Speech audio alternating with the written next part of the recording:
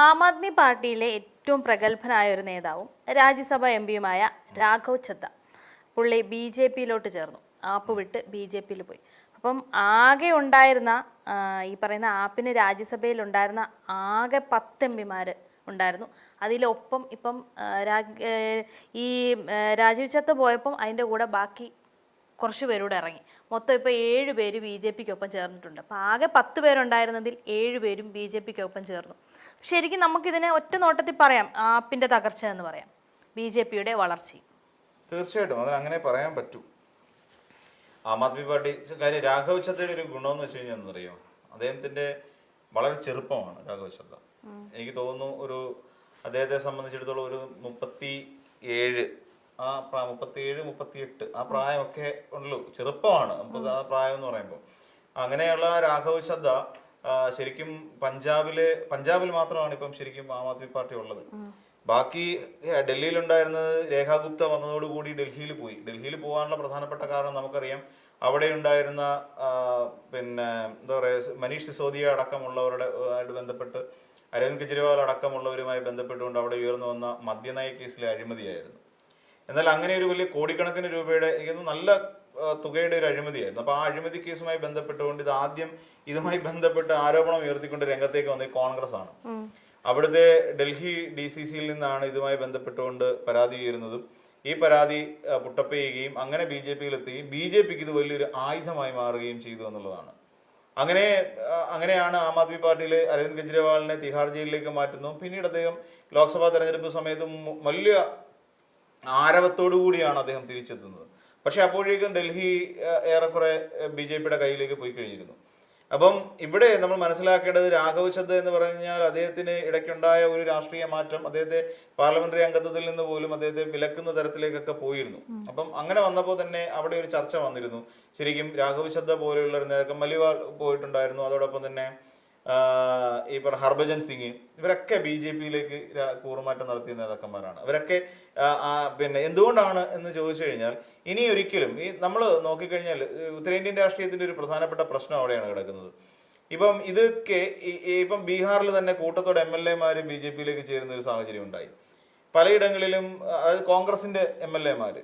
അപ്പോൾ അങ്ങനെ പലയിടങ്ങളിലും വലിയ രാഷ്ട്രീയ മാറ്റങ്ങളാണ് സംഭവിക്കുന്നത് അവിടെ. ഈ രാഷ്ട്രീയ മാറ്റങ്ങൾ പലതും ആർക്ക് നേട്ടമാകും എന്നുള്ളത് നമുക്ക് എല്ലാവർക്കും അറിയാം. ഇതെല്ലാം ബി ജെ പിക്കാണ് നേട്ടം ഉണ്ടാകുന്നത്. ബി ജെ പിക്ക് ഒരു 2 തരത്തിൽ നമുക്ക് ചിന്തിക്കാം. ബി ജെ പിക്ക് നേട്ടം ഉണ്ടാകുന്നത് എന്ന് വെച്ചാൽ ഒന്നാമത്തെന്ന് വെച്ചാൽ അധികാരം.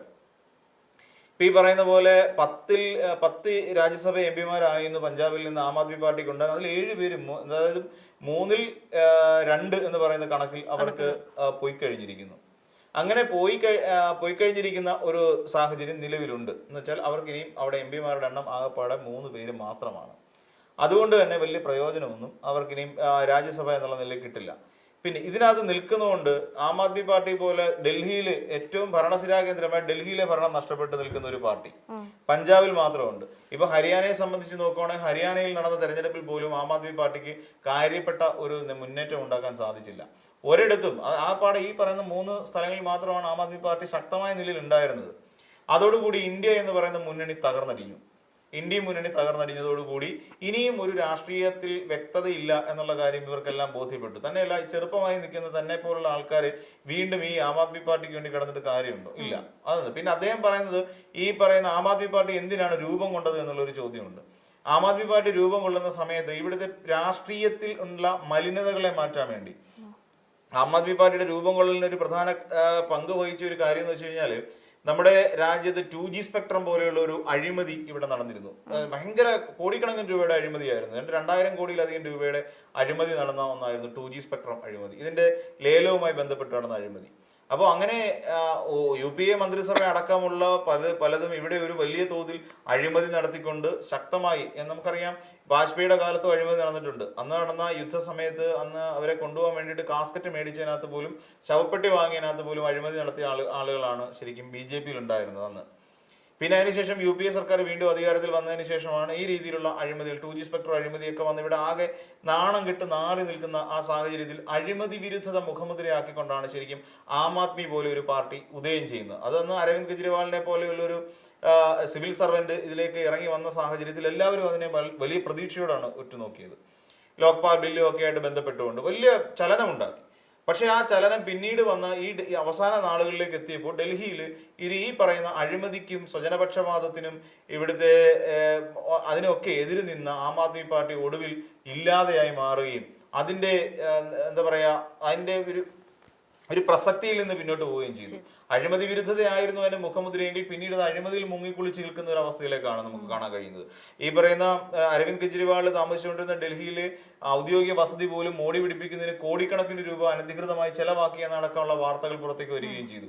അങ്ങനെയെല്ലാം നോക്കുമ്പോൾ ഈ ഏതൊരു സർക്കാരും അല്ലെങ്കിൽ ഏതൊരു രാഷ്ട്രീയ പാർട്ടിയും അഴിമതി വിരുദ്ധത മുഖമുദ്രയായി പറയുമെങ്കിലും ബേസിക്കലി അഴിമതി നടത്തുന്നവരാണ് എന്നുള്ള ഒരു വ്യാപകമായ ഒരു പ്രചരണം അല്ലെങ്കിൽ വ്യാപകമായ ഒരു ചിന്താഗതി എല്ലാവരിലും ഉണ്ടായി. അങ്ങനെ ആ ചിന്താഗതിയാണ് ശരിക്കും എനിക്ക് തോന്നുന്നു രാഘവ് ചദ്ദയെ പോലുള്ള ചെറുപ്പക്കാരായ ഇത് ശരിക്കും രാഘവ് ചദ്ദ എന്നൊക്കെ പറഞ്ഞാൽ ശരിക്കും ഇവരെ സംബന്ധിച്ചിടത്തോളം ശരിക്കും ഒരു അസറ്റ് ആയിരുന്നു എന്നുള്ളതാണ് നമ്മൾ മനസ്സിലാക്കേണ്ടത്. തന്നെയല്ല ഇങ്ങനെയുള്ള ആൾക്കാരെയൊക്കെ ശരിക്കും ഒഴിവാക്കി വിടേണ്ട കാര്യമുണ്ടായിരുന്നോ എന്നുള്ളതാണ്. അപ്പോൾ ഇതിന്റെ ചില ആദർശങ്ങളിൽ നിന്ന് പിന്നോട്ട് പോവുകയും അങ്ങനെ ഡൽഹിയിൽ നിന്ന് ഇത് ഇല്ലാതാവുകയും ചെയ്തതാണ്. അപ്പം ഇവരുടെ പിന്നെ ഇപ്പൊ ഉപനേതാവ് സ്ഥാനത്ത് നിന്ന് രാജ്യസഭയിലെ ആം ആദ്മി പാർട്ടി ഉപനേതാവ് സ്ഥാനത്ത് നിന്ന് രാഘവ് ചദ്ദയെ നീക്കം ചെയ്തത് മുതൽ അവിടെ ആ രീതിയിലുള്ള ചർച്ചകൾ ചൂടുപിടിച്ചു വരുന്നു. കോൺഗ്രസിനെ സംബന്ധിച്ചിടത്തോളം കോൺഗ്രസിന് അറിയാമായിരുന്നു ഇങ്ങനെ ഒരു മാറ്റം നടക്കുന്നുള്ളത്. കോൺഗ്രസും ചിന്തിച്ചിരുന്നു. കാര്യം ആ ഉപനേതാവ് രാജ്യസഭയിലെ ഉപനേതാവ് സ്ഥാനത്ത് നിന്ന് ഉപനേതൃ സ്ഥാനത്ത് നിന്ന് അദ്ദേഹത്തെ മാറ്റിയപ്പോൾ തന്നെ നീക്കം ചെയ്തപ്പോൾ തന്നെ ഏറെക്കുറെ ഇത് എന്തൊക്കെയോ നടക്കുന്നു എന്നുള്ളതാണ് മനസ്സിലാക്കാൻ കഴിയുന്നത്. പിന്നെ കോൺഗ്രസ് കൊണ്ടുവരുന്ന ഒരു പ്രധാനപ്പെട്ട ആരോപണം ഈ പറയുന്ന ഓപ്പറേഷൻ ലോട്ടസ് പോലെയുള്ള ഒരു സംഭവം ഇവിടെ നടത്തുന്നുണ്ടെന്നുള്ളതാണ്. ഇപ്പൊ നമ്മൾ നോക്കിയാൽ മനസ്സിലാക്കാൻ കഴിയുന്ന ഈ രാഘവ് ചദ്ദയെ പോലുള്ള ആൾക്കാരെ ബി.ജെ.പി. വെറുതെ കൈയും കെട്ടി നോക്കി നിർത്തുകയല്ല ചെയ്യാൻ പോകുന്നത്. ഇവരെയൊക്കെ കൃത്യമായ പ്ലേസ്മെന്റ് കൊടുക്കാൻ ബി.ജെ.പി. കൊണ്ട് സാധിക്കും എന്നുള്ളതാണ്. ഇനിയിപ്പോ സ്വാഭാവികമായിട്ട് നോക്കിക്കഴിഞ്ഞാൽ ഇനിയിപ്പോ നമ്മൾ അങ്ങനെയാണെങ്കിൽ തന്നെ ഇപ്പൊ ചിന്തിക്കാൻ പറ്റും. ഇനിയിപ്പം ഒരു രാജ്യസഭ എം പി ഒരു കൂറുമാറ്റ നിരോധന നിയമം ഇവിടെ ഇംപ്ലിമെന്റ് ചെയ്യാൻ കഴിയുമോ എന്നുള്ളത് അങ്ങനെയില്ല. കാരണം ഈ പറയുന്ന 2/3 ആൾക്കാരും മാറിക്കഴിഞ്ഞാൽ പിന്നെ അതിനകത്തേക്ക് പിന്നെ ഒരു കൂറുമാറ്റ നിരോധന നിയമത്തിന്റെ ആവശ്യം വരുന്നില്ല. അതവിടെ പ്രാവർത്തികമാക്കാൻ കഴിയുന്ന ഒന്നല്ല. അപ്പൊ അതുകൊണ്ട് തന്നെ രാഘവ് ചദ്ദയെ പോലെ നേതാക്കന്മാർ ഈ രീതിയിൽ ചിന്തിക്കുമ്പോൾ തീർച്ചയായിട്ടും നമ്മൾ മനസ്സിലാക്കേണ്ടത് ബി.ജെ.പി. എന്ന് പറയുന്ന ഒരു രാഷ്ട്രീയ പാർട്ടി ഉത്തരേന്ത്യ മുഴുവൻ വിഴുങ്ങാൻ തയ്യാറെടുത്ത് നിൽക്കുകയാണ്. അതിനെ എതിരിടാൻ ഇനിയും വേറൊരു നേതാക്കന്മാരില്ല എന്നുള്ളതാണ് നമ്മൾ തിരിച്ചറിയേണ്ടത്. അതിലെ പ്രധാനപ്പെട്ട നേതാക്കന്മാരെ പലരെയും കടമെടുത്തു കഴിഞ്ഞു. അതോടൊപ്പം തന്നെ ആം ആദ്മി പാർട്ടിയിലെ അരവിന്ദ് കെജ്രിവാളിന്റെ പല്ല് കൊഴിഞ്ഞു. അരവിന്ദ് കെജ്രിവാൾ അവിടെ നിന്ന് വന്ന സമയത്ത് അദ്ദേഹം ഹനുമാൻ ക്ഷേത്രത്തിലേക്കാണ് ആദ്യം പോയത്. ആ തെരഞ്ഞെടുപ്പ് കാലത്തേക്ക് തീഹാർ ജയിലിൽ നിന്ന് അദ്ദേഹം ഇറങ്ങി വന്നിട്ട് ജാമ്യം നേടി ഇറങ്ങി വന്നിട്ട് അദ്ദേഹം നേരെ പോകുന്ന അങ്ങോട്ടേക്കാണ്. ഒരുപക്ഷെ പിന്നെ അരവിന്ദ് കെജ്രിവാളിന് ബി.ജെ.പി. വിറപ്പിച്ചു നിർത്താൻ സാധിക്കുന്ന ആ ഒരു സാഹചര്യത്തിൽ നിന്നൊക്കെ ഇറങ്ങി. ഇന്ന് ഇനി അങ്ങോട്ടുള്ള സിറ്റുവേഷൻ എന്ന് പറഞ്ഞാൽ ആം ആദ്മി പാർട്ടി പഞ്ചാബിൽ ആം ആദ്മി പാർട്ടി നഷ്ടപ്പെടും. ആ നഷ്ടപ്പെടുന്നതോടുകൂടി പഞ്ചാബും സ്വാഭാവികം എന്നോണം ഇവരുടെ കയ്യിലേക്ക് പോകും, ബി.ജെ.പിയുടെ കയ്യിലേക്ക് പോകും. അപ്പം ഇങ്ങനെ വരുന്ന സമയത്ത് ആം ആദ്മി പാർട്ടി നിശേഷം ഇല്ലാതെയാകുന്ന ഒരു സാഹചര്യത്തിലേക്ക് പോകും. അരവിന്ദ് കെജ്രിവാളോ അല്ലെങ്കിൽ അദ്ദേഹത്തെ ചുറ്റിപ്പറ്റി നിൽക്കുന്ന കുറച്ച് പേരേ ഉള്ളൂ. ഇനി ഡൽഹിയിലെ ഭരണം ഇനി പറഞ്ഞ ബി.ജെ.പിയുടെ കയ്യിൽ തന്നെ ആയിരിക്കും. അതിനെയും വിട്ടുകൊടുക്കില്ല. നമ്മൾ ശ്രദ്ധിച്ചു നോക്കിയാൽ മതി. ബി.ജെ.പിക്ക് എവിടെ അധികാരം കിട്ടിയിട്ടുണ്ടോ ആ അധികാരം ഒരിക്കൽ പോലും ബി.ജെ.പി. കൈവിടില്ല. അതെല്ലാ കാലത്തും മെയിൻറ്റെയിൻ ചെയ്ത് കൊണ്ടുപോകാൻ കഴിയുന്ന ഒരു രാഷ്ട്രീയ പാർട്ടിയാണ് ബി.ജെ.പി. അതിനുവേണ്ടി എന്ത് കളികളും അവിടെ കളിക്കും. അതിനെ പർച്ചേസ് ചെയ്യണമെങ്കിൽ പർച്ചേസ് ചെയ്യും. അപ്പോൾ ഇവിടെ ഓപ്പറേഷൻ ലോട്ടസ് എന്നൊക്കെ പറഞ്ഞുകൊണ്ട് ഇവിടെ കിടന്ന് വിവാദം ഉണ്ടാക്കിയിട്ട് കാര്യമില്ല. ഇതിനെ പ്രതിരോധിക്കാൻ കഴിയുക എന്നുള്ളതാണ്. നിലവിലത്തെ സാഹചര്യം വെച്ചുകൊണ്ട് ഇവിടുത്തെ പ്രതിപക്ഷ കക്ഷികൾക്ക് ആം ആദ്മി പാർട്ടിക്ക് അതിൽ വരുന്നതാണ് പ്രതിപക്ഷ കക്ഷികൾക്ക് ബി.ജെ.പിയുടെ ഈ ഒരു വളർച്ചയെ വെറുതെ കൈയും കെട്ടി നോക്കി നിൽക്കാനേ പറ്റൂ. എന്തുകൊണ്ടാണെന്ന് ചോദിച്ചാൽ കൃത്യമായി മുന്നോട്ട് കൊണ്ടുപോകാൻ പറ്റുന്ന ഒരു നേതൃനിരയുടെ അഭാവം ഈ പ്രതിപക്ഷ കക്ഷികൾക്കുണ്ട്. എന്തുകൊണ്ടാണ്? ഇവിടെ നല്ലൊരു പ്രതിപക്ഷ നേതാവ് ഉണ്ടോ ലോക്സഭയിൽ? ഇല്ല. രാഹുൽ ഗാന്ധിയാണ് പ്രതിപക്ഷ നേതാവ്. ആ രാഹുൽ ഗാന്ധിയെ രാഹുൽ ഗാന്ധി അറിഞ്ഞിട്ട് പോലും ഉണ്ടാവൂല. രാഹുൽ ഗാന്ധി ഇതൊക്കെ ശ്രദ്ധിക്കില്ല. രാഹുൽ ഗാന്ധി ചിലപ്പോൾ എവിടെയെങ്കിലും തുഴയാൻ പോയി കാണും. അതല്ല വേറെ ഒന്നും കാര്യമൊന്നുമില്ല. അപ്പൊ ഈ രാഹുൽ ഗാന്ധിയെ സംബന്ധിച്ചിടത്തോളം പിന്നെ ഒരു മികച്ച ഒരു പ്രതിപക്ഷ നേതാവ് എന്ന് വിളിക്കാൻ പറ്റില്ല. രാഹുൽ ഗാന്ധി അക്കാര്യത്തിൽ അട്ടർ വേസ്റ്റ് ആണ്, ഫ്ലോപ്പാണ്. കാര്യം ഇനിയും എന്തുകൊണ്ടാണ് ചോദിച്ചാൽ ഹരിയാന തെരഞ്ഞെടുപ്പ് വന്ന സമയത്ത് ഈ ഘടകകക്ഷിയായ ഇന്ത്യ മുന്നണിയിലെ ഘടകകക്ഷിയായ ആം ആദ്മി പാർട്ടിയെ ചേർത്ത് നിർത്തിക്കൊണ്ട് ഹരിയാനയിൽ ഒരു വിജയം ഉണ്ടാക്കാൻ ശ്രമിച്ചില്ല. ഹരിയാനയിൽ അപ്പോഴും അവിടെ ഭൂപേന്ദ്ര ബൂഡയുടെ പിന്നെ കൂടെ നിന്നുകൊണ്ട് അല്ലെങ്കിൽ അദ്ദേഹത്തിന്റെ വാക്കുകൾ കേട്ടുകൊണ്ട് അവിടുത്തെ PCC എന്താണോ പറയുന്നത് അതിനനുസരിച്ചാണ് ഒരു AICC മെമ്പർ പ്രവർത്തിച്ചത്, അല്ലെങ്കിൽ AICCയുടെ ചുമതലയുള്ള ഒരു നേതാവ് പ്രവർത്തിച്ച അങ്ങനെയാണ്. അപ്പൊ അതോടുകൂടിയാണ് ഹരിയാനയിൽ വീഴ്ച സംഭവിക്കുന്നത്. അപ്പം ഹരിയാനയിൽ പിന്നെ അവിടെ ആം ആദ്മി പാർട്ടിയും കോൺഗ്രസും തമ്മിൽ സ്പ്ലിറ്റ് ആയി. അപ്പൊ പിന്നെ എന്താണ് മുന്നണി? തൃണമൂൽ കോൺഗ്രസിനെ ഒപ്പം നിർത്താൻ പറ്റുന്നില്ല, അങ്ങനെ BSP ഒപ്പം നിർത്താൻ പറ്റുന്നില്ല, അങ്ങനെ ഒരു നേതാക്കന്മാരെയും ഒരു രാഷ്ട്രീയ പാർട്ടിയെയും ഒപ്പം നിർത്താൻ പറ്റാത്ത അവസ്ഥയിലേക്ക് കോൺഗ്രസ് പാർട്ടി പോയി.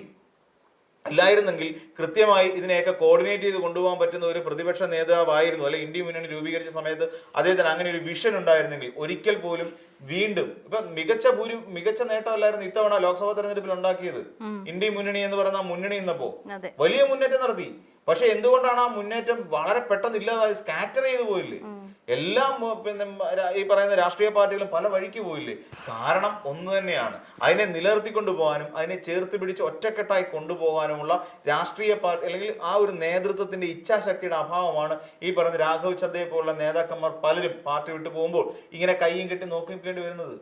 ഈ പറഞ്ഞ കോൺഗ്രസ്സുകാർ അന്ന് ഈ പിന്നെ ഇയാൾക്കെതിരായിട്ട് മനീഷ് സിസോദിയക്കെതിരായിട്ടും അരവിന്ദ് കെജ്രിവാളിനെതിരായിട്ടും ഇങ്ങനെ ഒരു ആരോപണം ഉയർത്തിക്കൊണ്ട് വന്നില്ലായിരുന്നെങ്കിൽ ഇന്നും ഡൽഹി പിന്നെ ആം ആദ്മി പാർട്ടിയുടെ കയ്യിലിരുന്നേനെ. അപ്പോഴും ഇതിന്റെ തകർച്ചയ്ക്ക് വഴിവെച്ചതാരാ? BJPക്ക് വഴിവെട്ടി രേഖാ ഗുപ്തയെ അവിടെ മുഖ്യമന്ത്രിയാക്കുന്നതിന് കൂട്ടുനിന്നാരാ? ഈ പറയുന്ന കോൺഗ്രസ് പാർട്ടിക്കാരാണ്. അവിടുത്തെ ഡൽഹി PCC ആണ്. അപ്പൊ ഇതിനൊക്കെ ഒരു ഘട്ടം നമ്മൾ പരിശോധിക്കുമ്പോൾ ഇതിന്റെ ഈ എന്താ പറയാ, അതിന്റെ ഈ ഒരു റൂട്ടിൽ കിടക്കുന്നത് കോൺഗ്രസിന്റെ ഇവിടുത്തെ അനാവശ്യമായ ഇടപെടലുകൾ തന്നെയാണെന്ന് പറയേണ്ടി വരും. അപ്പൊ ഈ രാഘവ് ചദ്ദയെ പോലുള്ള ചെറുപ്പക്കാരെ പിടിച്ചു നിർത്താൻ പാർട്ടി കഴിയുന്നില്ല. ഇനി നിരവധി കൊഴിഞ്ഞുപോക്കുണ്ടാവും, നിരവധി ഈ പറഞ്ഞ കോൺഗ്രസിൽ നിന്ന് ഒരു കൊഴിഞ്ഞുപോക്കുണ്ടാവും. ഇങ്ങനെ പല പാർട്ടികളിൽ നിന്നും കൊഴിഞ്ഞു വന്ന ആൾക്കാരെ തന്നെയാണ് BJP ഇന്ന് വലിയ നേതൃസ്ഥാനങ്ങളിലേക്ക് എത്തിച്ചിരിക്കുന്നത്. അവരെ കൊണ്ട് അത് സാധിക്കുകയും ചെയ്യും. ഇനിയിപ്പം ഉത്തരേന്ത്യ മുഴുവൻ ഇവരുടെ കയ്യിലേക്ക് എത്താൻ പോവുകയാണ്. ആ ഒരു സാഹചര്യം ഉണ്ടായി കഴിയുമ്പോൾ ശരിക്കും പറഞ്ഞു കഴിഞ്ഞാൽ ഈ പറയുന്ന പ്രതിപക്ഷം എന്ന് പറയുന്ന ഒരു സംവിധാനം തന്നെ ഇല്ലാത്ത ഒരു സാഹചര്യത്തിലേക്ക് ഇന്ത്യ മാറുകയും ചെയ്യും.